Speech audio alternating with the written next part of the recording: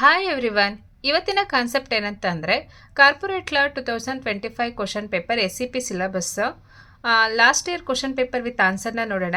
So ಅದರಲ್ಲಿ ನಾನು section A, section B ಮತ್ತು ಸೆಕ್ಷನ್ C ಕೂಡ 2 ಕ್ವಶನ್ಸ್ನ ಅಪ್ಲೋಡ್ ಮಾಡಿದೆ. ಸೊ ಇನ್ನು ರಿಮೈನಿಂಗ್ 3 ಕ್ವಶನ್ಸ್ನ ಈ ವಿಡಿಯೋದಲ್ಲಿ ನೋಡೋಣ. ಸೊ 9th ಕ್ವಶನಲ್ಲಿ 2 ಕ್ವಶನ್ ಕೇಳಿದ್ದಾರೆ, A ಆ್ಯಂಡ್ B. ಸೊ ಅದರಲ್ಲಿ ಫಸ್ಟ್ ಏನಂತಂದರೆ difference between transfer of shares and transmission of share ಅಂತ. ಸೊ ಇಲ್ಲಿ 14 ಮಾರ್ಕ್ಸ್ ಆಗಿರೋದ್ರಿಂದ A ಕ್ವಶನ್ಗೆ 7 ಮಾರ್ಕ್ಸು ಆ್ಯಂಡ್ B ಕ್ವಶನ್ಗೆ 7 ಮಾರ್ಕ್ಸು. ಸೊ ಇದರಲ್ಲಿ ಏನಂತಂದರೆ transfer of shares and transmission of ಶೇರ್ಸ್ಗೆ difference.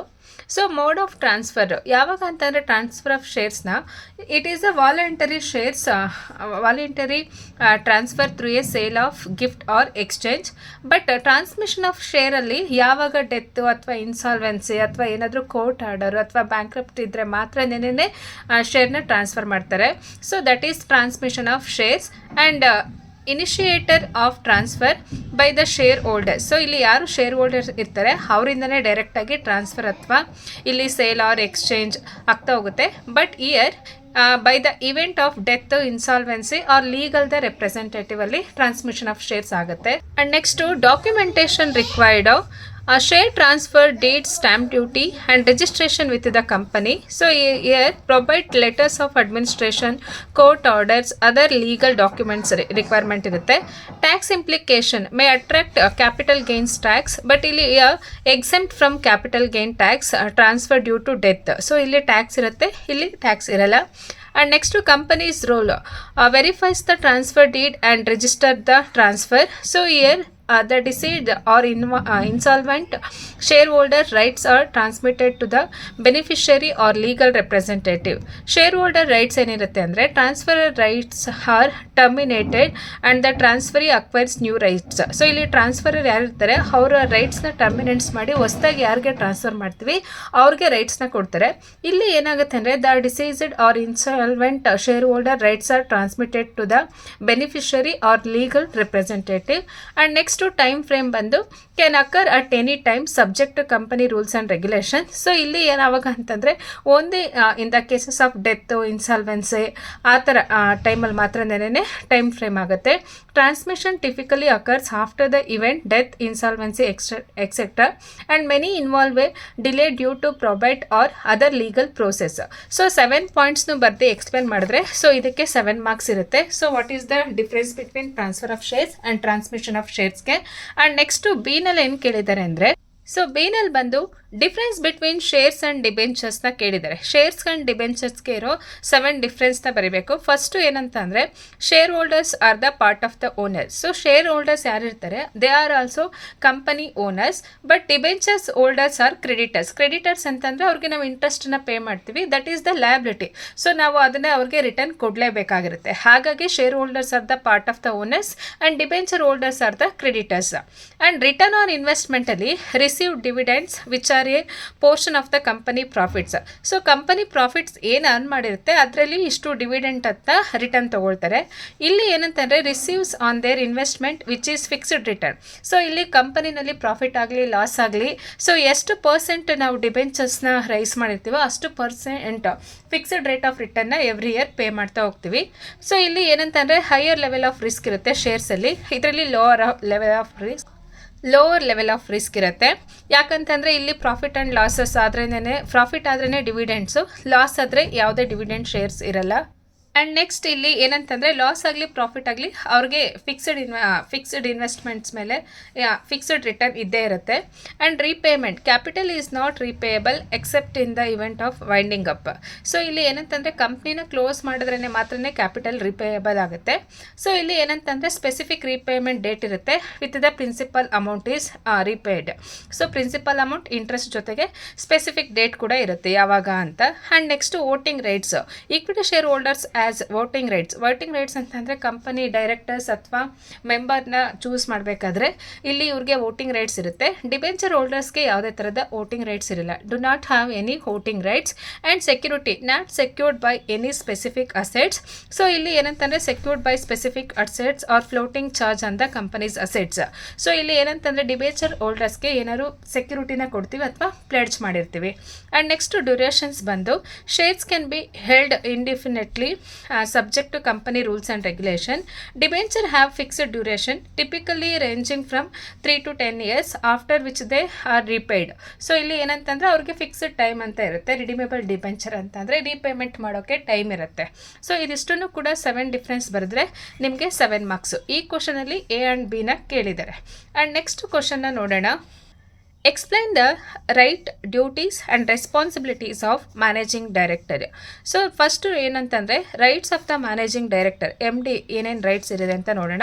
First right to signature documents ಅಂತ ಕೊಟ್ಟಿದ್ದಾರೆ. The M D has the authority to sign document, contract and agreement on behalf of the company. This includes signing check, bank documents and other financial instruments. So managing director, so ಅವ್ರಿಗೆ ಏನು rights ಇರುತ್ತೆ ಅಂದರೆ first ಎಲ್ಲ ಒಂದು ಡಾಕ್ಯುಮೆಂಟ್ಸ್ಗೆ sign ಮಾಡೋ power ಇರುತ್ತೆ ಅಥವಾ rights ಇರುತ್ತೆ. ಅದರಲ್ಲಿ ಎಸ್ಪೆಷಲಿ ಯಾವ್ಯಾವುದು ಅಂತಂದರೆ ಚೆಕ್ಸು, ಬ್ಯಾಂಕ್ ಡಾಕ್ಯುಮೆಂಟ್ಸು ಅಥವಾ ಫೈನಾನ್ಷಿಯಲ್ ಇನ್ಸ್ಟ್ರೂಮೆಂಟ್ಸ್ನ ಎಲ್ಲನೂ ಇವರು ಏನು ಮಾಡ್ತಾರೆ ಅಂದರೆ ಕಂಪ್ನಿ ಪರವಾಗಿ ನಡೆಸ್ತಾ ಹೋಗ್ತಾರೆ. And the second thing is right to represent the company. The MD has the right to represent the company in public forums, media and external interactions. This include representing the company in court, attribution and dispute resolution proceedings. So ಇಲ್ಲಿ ಇವರು ಕಂಪನಿನ represent ಮಾಡ್ತಾ ಹೋಗ್ತಾರೆ. And right to access company records. Company records ಅಂತಂದರೆ the MD has the right to access, inspect company records including financial statements, minute of meeting and other document. This include right to obtain information and reports from employee and department. So ಕಂಪನಿನಲ್ಲಿ ನಾವು ಏನೇನು documentation ಅಥವಾ ಏನೇನು records ಇರುತ್ತೆ ಅದನ್ನೆಲ್ಲನೂ ಕೂಡ access ಮಾಡ್ತಾ ಹೋಗ್ತಾರೆ. And next right to delegate authority. So delegate ಅಥವಾ ಡೆಲಿಗೇಷನ್ ಅಂತಂದರೆ ಇವ್ರಿಗೆ delegate means it is the downward transfer of authority. So ಇವ್ರಿಗಿರೋ ಪವರ್ ಇವ್ರಿಗೆ ಸಬಾರ್ಡಿನೇಟ್ಸ್ ಯಾರಿರ್ತಾರೆ ಅವ್ರಿಗೆ ಕೊಡುವಂಥ ಒಂದು ರೈಟ್ಸ್ ಇರುತ್ತೆ. The M D has the right to delegate authority to other employees or officers of the company. This include delegating task, responsibility and decisions making authority to ensure efficient operations. And next to right to convene meetings. The MD has the right to convene meetings of the board directors, shareholders and other stakeholders. This includes the right to set the agenda, preside over meetings and ensure that decisions are made in the accordance with the company law and regulations. So ಇವರು meeting arrange ಮಾಡೋದು, ಅದು board meeting ಆಗಿರಲಿ, minutes meeting ಆಗಿರಲಿ ಅಥವಾ ಯಾವುದಾದ್ರು important ಡಿಸಿಷನ್ಸ್ನ ತೊಗೋಬೇಕು ಅಂತಂದರೆ ಅವ್ರಿಗೆ ಈ ರೈಟ್ಸ್ ಇರುತ್ತೆ. ಇದಾದಮೇಲೆ ನೆಕ್ಸ್ಟು ಏನೇನು ಡ್ಯೂಟೀಸ್ ಇದೆ ಅಂತಂದರೆ duties of the managing director ಏನೇನಿದೆ ಅಂತ ನೋಡೋಣ. Strategic planning and decisions making. So main strategies, ಕಂಪನಿನಲ್ಲಿ ಏನಾದ್ರೂ ಡೆವಲಪ್ಮೆಂಟ್ಗೆ ಅಥವಾ ಹೊಸದಾಗಿ ಇಂಪ್ಲಿಮೆಂಟ್ ಮಾಡಬೇಕು ಸ್ಟ್ರಾಟಜಿ ಪ್ಲ್ಯಾನ್ ತೊಗೊಳ್ತಾರೆ. ಅಥವಾ decisions making, develop and implement of the company strategies, plans and objectives, make key decisions on operations, finance and human resource management ಅಥವಾ HR, ensures alignment with the company's vision, mission and values. So mission, vision and values ಅಂದರೆ ಏನು aim ಇರುತ್ತೆ ಅದ್ರ ವ್ಯಾಲ್ಯೂಸ್ನ ನೋಡ್ತಾರೆ. And next leadership and management. So M D ಏನಿರ್ತಾರೆ they are also act as a leader. So leadership and management ಅಂದರೆ provide leadership and guidance to the senior management team, oversee the overall management of the company, foster and positive productive work culture. And next one is financial management and oversight. Oversee the company's financial performance and make key financial decisions. Ensure the company's financial stability and sustainability. Approve budget, forecast and financial reports. So ಇಲ್ಲಿ ಏನಂತಂದರೆ financial management ಅಂದರೆ so ಫೈನಾನ್ಸ್ನ ಯಾವ ರೀತಿ manage ಮಾಡಬೇಕು, so ಅದ್ರ decisions, stability and ಸಸ್ಟೈನಬಿಲಿಟಿನೆಲ್ಲ ಕಂಪ್ಲೀಟಾಗಿ ನೋಡ್ಕೊಳ್ತಾರೆ. And next stake holders engagement and communication. So here build and maintain the relationship with the stakeholders including shareholders, customers and partners. Ensure effective communication with stakeholders and company performance and strategy. Represent the company in public forums and media.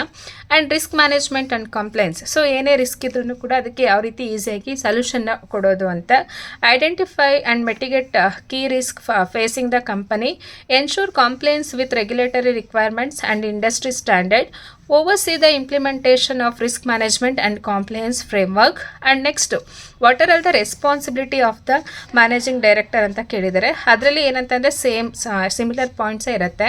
The first point is setting strategic direction, develop and implement company's strategic plan and objectives, define the company's vision and values, ensure alignment with the company's overall goals and objectives, and next leading and managing team. So managing director has the ಏನು ಅಂದರೆ leading and managing team means provide leadership and guidance to the senior management team, oversee and overall management of the company, foster a positive and productive work culture. And next to financial management and oversight, oversee the company's financial performance and make key financial decisions, ensure the company's financial stability and sustainability, approve budget, forecast and financial reports. And next to risk management and compliance, identify and mitigate key risk facing by the company, ensure compliance with the regulatory requirements and industry standard, oversee the implementation of risk management and compliance framework. And next stake holders engagement and communication same ಪಾಯಿಂಟ್ಸೇ ಕೊಟ್ಟಿದ್ದಾರೆ. So ಅದನ್ನೇ repeat ಮಾಡಿ ಸ್ವಲ್ಪ explanation ಬರೆದ್ರೆ ಸಾಕು. So ಇಷ್ಟು ಬರೆದ್ರೆ ನಿಮಗೆ ಇದು 14 ಮಾರ್ಕ್ಸ್ ಕ್ವಶನ್. ಅದರಲ್ಲಿ ಮ್ಯಾನೇಜಿಂಗ್ ಡೈರೆಕ್ಟರ್ಸ್ದು ಏನಂತ ಅಂದರೆ ರೈಟ್ಸು, ಡ್ಯೂಟೀಸ್ ಆ್ಯಂಡ್ ರೆಸ್ಪಾನ್ಸಿಬಿಲಿಟೀಸ್ 3 ಹೆಡ್ಸ್ನು ಕೂಡ ಬರಿಬೇಕಾಗುತ್ತೆ. ಆ್ಯಂಡ್ ನೆಕ್ಸ್ಟು ಕ್ವಶನ್ ಏನಂತಂದರೆ last 11th question, who is liquidator, explain rights, duties responsibilities of liquidator ಅಂತ ಕೇಳಿದ್ದಾರೆ. It is very easy question. 14 marks ಏನಂತಂದರೆ ಹೂ ಈಸ್ ಲಿಕ್ವಿಡೇಟರ್ಸ್ಗೆ 2 ಮಾರ್ಕ್ಸು, ಡ್ಯೂಟೀಸ್ ಆ್ಯಂಡ್ ರೆಸ್ಪಾನ್ಸಿಬಿಲಿಟೀಸ್ಗೆ 4 ಆ್ಯಂಡ್ ಇಲ್ಲಿ ಏನಂತಂದರೆ ರೈಟ್ಸು, ಡ್ಯೂಟೀಸು, ರೆಸ್ಪಾನ್ಸಿಬಿಲಿಟೀಸ್ಗೆ 4 ಮಾರ್ಕ್ಸ್ನ ಅಲೋಕೇಟ್ ಮಾಡಿದ್ದಾರೆ. ಫಸ್ಟು ಏನಂತಂದರೆ ಹೂ ಈಸ್ ಲಿಕ್ವಿಡೇಟರ್ ಅಂತಂದರೆ A liquidator is a person appointed to wind up the affairs of a company that being dissolved or liquidate. So ಇಲ್ಲಿ liquidator ಅಂತಂದರೆ ಕಂಪನಿ ಕ್ಲೋಸ್ ಮಾಡಬೇಕಾದ್ರೆ, ಈಗ ಕಂಪನಿನ ಕಂಪ್ಲೀಟಾಗಿ ಕ್ಲೋಸ್ ಮಾಡ್ತಾ ಇದ್ದೀವಿ. ಸೊ ಆ ಕ್ಲೋಸ್ ಮಾಡಬೇಕಾದ್ರೆ ಆ ಕಂಪನಿ ಕಡೆಯಿಂದನೇ ಕೆಲವೊಂದು ಪರ್ಸನ್ನ ಅಪಾಯಿಂಟ್ ಮಾಡ್ಕೊಂಡಿರ್ತಾರೆ. ಸೊ ಲಿಕ್ವಿಡೇಷನ್ ಮಾಡೋಕ್ಕೆ ಅದನ್ನು ನಾವು ಲಿಕ್ವಿಡೇಟರ್ ಅಂತ ಕರಿತೀವಿ. A liquidator is a person appointed to wind up the affairs of the company that is being dissolved or liquidate. So ಇದರಲ್ಲಿ ಲಿಕ್ವಿಡೇಟರ್ಸ್ ರೋಲ್ಸ್ ಏನಂತಂದರೆ take a control of the company assets and affairs. So ಕಂಪನಿಲಿರೋ ಅಸೆಟ್ಸ್ನೆಲ್ಲ realise ಮಾಡಿ ಅವರು ಏನು ಮಾಡ್ತಾರೆ ಅಂದರೆ ಯಾರ್ಯಾರಿಗೆ ಏನೇನು ಲಯಬಿಲಿಟೀಸ್ನ ಪೇ ಮಾಡಬೇಕಾಗಿರುತ್ತೆ ಪೇ ಮಾಡಿ ಏನು ರಿಮೈನಿಂಗ್ ಪ್ರಾಫಿಟ್ ಉಳ್ಕೊಂಡ್ರೆ ಅದನ್ನು ಕಂಪನಿ ಶೇರ್ ಹೋಲ್ಡರ್ಸ್ಗೆ ಡಿಸ್ಟ್ರಿಬ್ಯೂಟ್ ಮಾಡ್ತಾ ಹೋಗ್ತಾರೆ. ಸೊ ಇಲ್ಲಿ ಫಸ್ಟ್ ಏನಂತಂದರೆ take a control of the company's assets and affairs, realise the company's assets, sell or dispose of them, and next pay off the company's debts and liabilities. So ಅದಾದಮೇಲೆ next distribute the all remaining assets to the shareholders. So first liquidator ಏನು ಮಾಡ್ತಾರೆ ಅಂದರೆ ಕಂಪನಿನಲ್ಲಿ ಏನೇನು assets ಇದೆ and ಏನೇನು liabilities ಇದೆ analysis ಮಾಡ್ತಾರೆ. ಈ ಅಸೆಟ್ಸ್ನೆಲ್ಲ ರಿಯಲೈಸ್ ಮಾಡಿ ಮತ್ತೆ ಅದನ್ನು ಸೇಲ್ ಮಾಡ್ತಾರೆ. ಸೇಲ್ ಅಥವಾ ಯಾರ್ಯಾರಿಗೆ ಲಯಬಿಲಿಟೀಸ್ ಏನೇನು ಪೇ ಮಾಡಬೇಕಾಗಿರುತ್ತೆ ಅದನ್ನೆಲ್ಲ ಸಾಲ ಅಥವಾ ಲಯಬಿಲಿಟೀಸ್ನೆಲ್ಲ ಪೇ ಮಾಡಿ ರಿಮೈನಿಂಗ್ ಉಳ್ಕೊಂಡಿರೋ ಅಸೆಟ್ಸ್ ಮತ್ತು ಅಮೌಂಟನ್ನು ಶೇರ್ ಹೋಲ್ಡರ್ಸ್ಗೆ ಡಿಸ್ಟ್ರಿಬ್ಯೂಟ್ ಮಾಡ್ತಾರೆ. ಸೊ ಇದು ಇವರ ಮೇನ್ ರೋಲ್. ಅದಾದಮೇಲೆ ನೆಕ್ಸ್ಟು ರೈಟ್ಸ್ ಆಫ್ ಲಿಕ್ವಿಡೇಟರ್ ಏನಿದೆ ಅಂದರೆ power to take a control. The liquidator has the power to take a control of the company assets, affairs and records, and next authority to sell the assets. So ಇಲ್ಲಿ ಕೆಲವೊಂದು ಲಯಬಿಲಿಟೀಸ್ನ pay ಮಾಡಬೇಕಾದ್ರೆ ಅಸೆಟ್ಸ್ನ sale ಮಾಡಿ ಆ ಅಮೌಂಟಿಂದ ಲಯಬಿಲಿಟೀಸ್ನ pay ಮಾಡ್ತಾರೆ. ಲಯಬಿಲಿಟೀಸ್ ಅಂದರೆ ಲೈಕ್ ಬ್ಯಾಂಕ್ ಲೋನ್ ಆಗಿರ್ಬೋದು, ಕ್ರೆಡಿಟರ್ಸ್ ಆಗಿರ್ಬೋದು, ಈ ಥರ. So they have a authority to sell assets. The liquidator can sell or dispose of the company's assets to realize their value. And next to access to company records. The liquidator has access to all company records including financial statement and accounts. And next to fourth one is power to investigate. The liquidator can investigate the company affairs including potential wrongdoing and misconduct. So ಏನಾದರೂ wrong ಇತ್ತು ಅಥವಾ misconduct ಇತ್ತು ಅಂದರೆ ಅದನ್ನೆಲ್ಲ ಕಂಪ್ಲೀಟಾಗಿ investigate ಮಾಡ್ತಾ ಹೋಗ್ತಾರೆ. And next duties of liquidators ಏನಿರುತ್ತೆ ಅಂತ ನೋಡೋಣ. To take a control company assets ಸೇಮೇ ಇರುತ್ತೆ. The liquidator must take a control of the company's asset and prevent any further transactions or dealings and realise the company assets. The liquidator must sell or dispose the company's assets to realise their value. And next pay off debts and liabilities. So ಇಲ್ಲಿ ಲಯಬಿಲಿಟೀಸ್ನ pay off ಮಾಡಬೇಕಾಗಿರುತ್ತೆ. The liquidator must pay off the company's debts and liabilities in the accordance with the law, and after that distribute remaining assets to the owner. The liquidator must distribute any remaining asset to shareholders. in accordance with the company's constitution and the law. And last, what are all the responsibilities of liquidator ಅಂದರೆ act in the best interest of creditors. The liquidator must in the best interest of company's creditors and ensure they are paid in accordance with the law. So even ಏನಂತಂದರೆ ಲಿಕ್ವಿಡೇಟರ್ಗೂ ಕೂಡ ಲಿಕ್ವಿಡೇಟರ್ಸ್ನ companies wind up ಮಾಡಿ ಅದನ್ನು close ಮಾಡೋದಕ್ಕೆ ಅವ್ರಿಗೂ remuneration ಇದೆ and commissions ಇರುತ್ತೆ. And next act impartially. The liquidator must act impartially and avoid the conflicts of interest. Keep accurate records. The liquidator must keep accurate records of the liquidation process, including all transactions and delayings. And next, to report to the creditors and shareholders. The liquidator must report to the creditors and shareholders on progress of the liquidation and the distribution assets. So ಇಲ್ಲಿ ಏನಂತಂದರೆ ರೆಸ್ಪಾನ್ಸಿಬಿಲಿಟೀಸ್ಗೆ 4 marks and ಡ್ಯೂಟೀಸ್ಗೆ 4 marks, ರೈಟ್ಸ್ಗೆ 4 marks. So ಇದನ್ನು ಬರೆಯೋಕ್ಕೆ 2 marks, total 14 ಮಾರ್ಕ್ಸ್ದು ಈ ರೀತಿ allocate ಮಾಡಿರ್ತಾರೆ. ಸೊ ನಾನು ಕಂಪ್ಲೀಟಾಗಿ section A, section B and section C, so 3 ಪಾರ್ಟನ್ನು ಕೂಡ ಅಪ್ಲೋಡ್ ಮಾಡಿದ್ದೀನಿ, ಒಂದ್ಸಲಿ ಚೆಕ್ ಮಾಡಿ. ಆ್ಯಂಡ್ ಮಾಡರ್ನ್ ಮಾರ್ಕೆಟಿಂಗ್ ಸಬ್ಜೆಕ್ಟ್ದು ಕೂಡ I have the question paper with answer, ಅದನ್ನು ನೆಕ್ಸ್ಟ್ ವಿಡಿಯೋದಲ್ಲಿ ಅಪ್ಲೋಡ್ ಮಾಡ್ತೀನಿ. ಈ ವಿಡಿಯೋ ನಾನು ನಿಮಗೆ ಜಸ್ಟ್ ರಿವಿಷನ್ ಪರ್ಪಸ್ ಮತ್ತು ಎಕ್ಸಾಮ್ ಟೈಮಲ್ಲಿ ಯಾವ ರೀತಿ ಕೀ ಪಾಯಿಂಟ್ಸ್ ಮತ್ತು ಎಕ್ಸ್ಪ್ಲನೇಷನ್ ಬರೀಬೇಕು ಅಂತ ಹೇಳಿರೋದು. ಈ ವಿಡಿಯೋ ನಿಮ್ಗೆ ಇಷ್ಟ ಆಗಿದ್ರೆ please do like and subscribe for my channel for more videos. Thank you so much for watching for my videos. All the best your exam. Do well. Please do subscribe for my channel.